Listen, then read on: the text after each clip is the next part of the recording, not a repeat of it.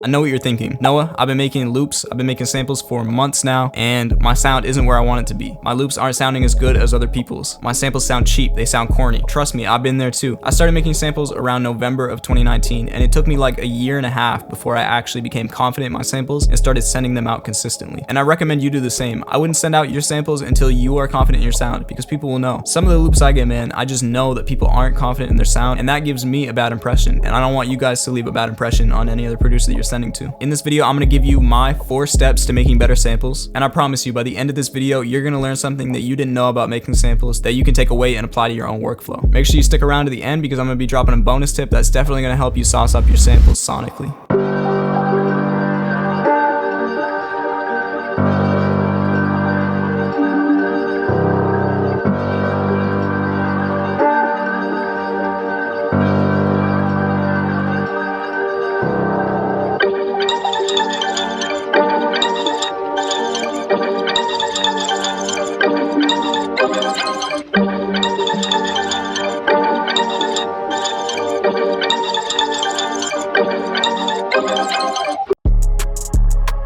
Everything comes down to sound selection. I went to school for audio engineering, and they always taught us that when you are recording a sound, you should get the best mic positioning, using the best mic, with the right gain staging, to get the best sound source at the beginning rather than trying to fix it later on in the mix. And I try to apply that same principle when I'm making loops. I don't use any samples or audio files or VST presets that don't sound good out of the box. They have to sound good out of the box for me to use them. I don't want to have to fix issues later on in the mix. Be picky about the sounds that you use in your productions. This is your music at the end of the day. It's a representation of you. Be picky about the sounds that you add to it. Make your production sound expensive, not cheap.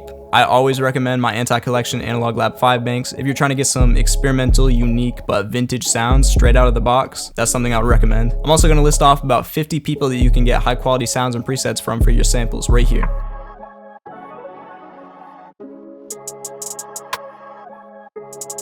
Now it's going to depend on the loop, but typically you want to use 3 or 4 sounds in your melodies. And if you're adding a B or C section, you're definitely going to want to add more instruments to give it more variation, but maybe reuse a couple of the first instruments just to give the sample the same sort of theme. You don't want all of your sounds clashing and competing for the same frequencies in the spectrum, so make sure you space them out in different octaves and different frequencies.